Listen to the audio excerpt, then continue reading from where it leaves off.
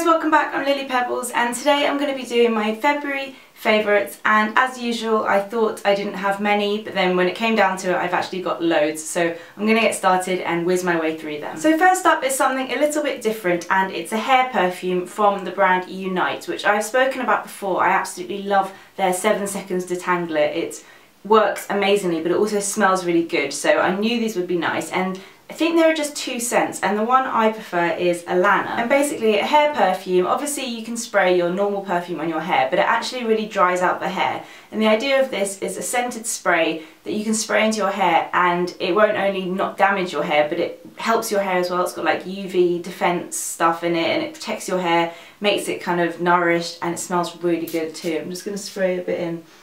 Oh, it smells so, this one smells really fresh. It's like fresh bed sheets.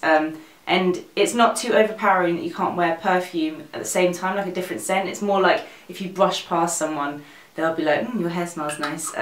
So I really like this, and it's a nice cute little size to fit into your handbag. Next up are some makeup brushes, and I've spoken about the brand Zoeva before. I'm not sure if I have on YouTube, but I definitely have on my blog.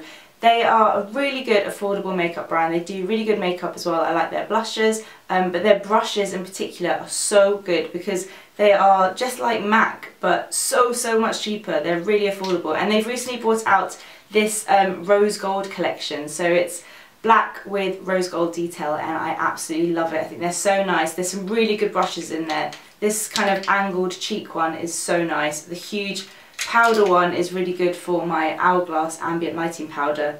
There's kind of a buffing brush equivalent, and the blending brushes are exactly like the MAC 217s. So if you are after some makeup brushes and you don't want to splash out on MAC prices, then I really would recommend these. I think they're such good quality for how much they are, and I love the rose gold collection. My next favourite are some lip glosses, and probably the most talked about lip glosses this year so far. They are the Tanya Burr Eye Candy lip gloss, and I really like these. I've been getting more and more into lip gloss this year, especially since I've had really sore lips, because lipsticks are a little bit too heavy for me when I have chapped lips. So like today I can just put on a little bit of lip gloss and it doesn't hurt my lips and it looks really pretty. So these are the 3 shades I have. I have Afternoon Tea, Picnic in the Park, and Chic. Picnic in the Park is a little bit too pink for me, but Chic and Afternoon Tea are perfect pinky nudes, and I really like them. I really like the applicator. It applies really smoothly and nicely on the lips, and they're slightly creamier than your average lip gloss and really pigmented. Like, you can really see the colour. You know, with some lip glosses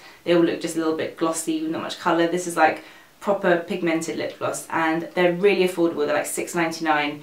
I really like the packaging, just really impressed with these. So yeah, and I'm really happy for Tanya as well. I think these are doing really well. You can get them on Feel Unique or Superdrug. For nails this month, I've been loving my Orly Bonder base coat, and I've done a blog post on this. I was having real problems with yellow nails because I paint my nails all the time and I lose dark colours a lot. That I found that when I was taking my nail polish off, my nails were a bit yellow stained, and so I couldn't really like give them a break because I didn't want the yellowness to be seen. So I asked Twitter, and you guys gave me loads of recommendations, and one that came up loads was this as a new base coat to try. I thought my base coat was alright. I think I was using the Butter London one, which is actually quite pricey. So anyway, this is a rubberized base coat, so it's kind of works a little bit differently, and since using this I've had no problems with yellow nails. It's made my nail polish last so much longer because it's rubberized. The nail polish kind of adheres to it better and lasts longer.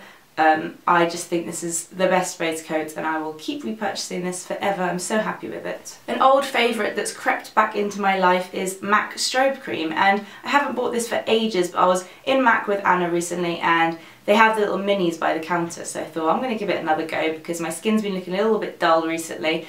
It's basically like an illuminating cream that you can kind of use as a primer, and it really is quite illuminating, and I'm wearing it today, and I find that the days I do wear it, my skin looks much kind of glowier and radiant. And although the smell is a bit kind of MAC, I don't really like the smell, but I think this is really good and an easy one for everyone to pick up. So if you find some of the other kind of highlighting products harder to find, this is a good one that I just think works really well. I have 2 skincare products, one very high end and one low end. So the high end one is from Diptyque's new skincare range. They brought out a whole new range of skincare products to add to their candles and body care stuff, and this is the Infused facial water for the face.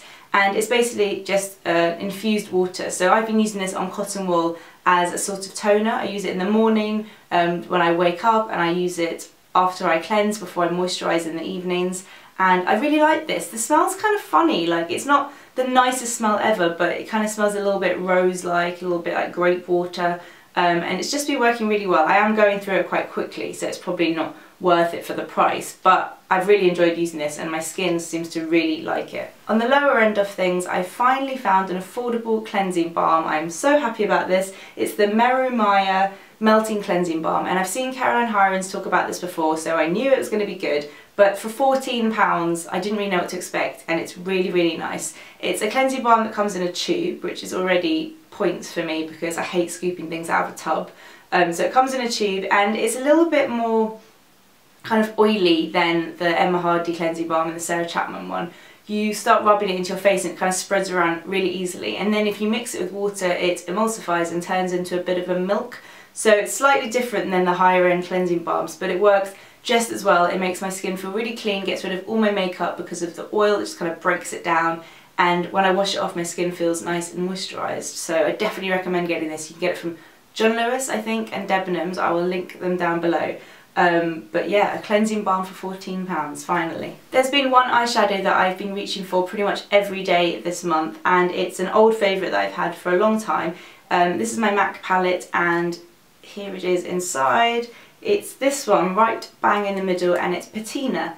And I bought Patina, I'd say about 3 or 4 years ago, when I was watching Pixie Woo wedding inspired makeup tutorial. I really remember this because it's like a really nice light gold, and when Nick, it was definitely Nick from Pixie Woo, when she applied it, I just thought that is the perfect everyday gold eyeshadow, so I went out and got it, and I've loved it ever since. It's so easy to just put all over the lid. It gives it a gorgeous wash of this kind of light, cool toned gold, and it's just really, really lovely. It's quite hard to explain, but it's definitely one of my favourite MAC eyeshadows, and I've been getting a lot of use out of it this month. My last makeup favourite is from Hourglass, and they've recently released their ambient lighting blush.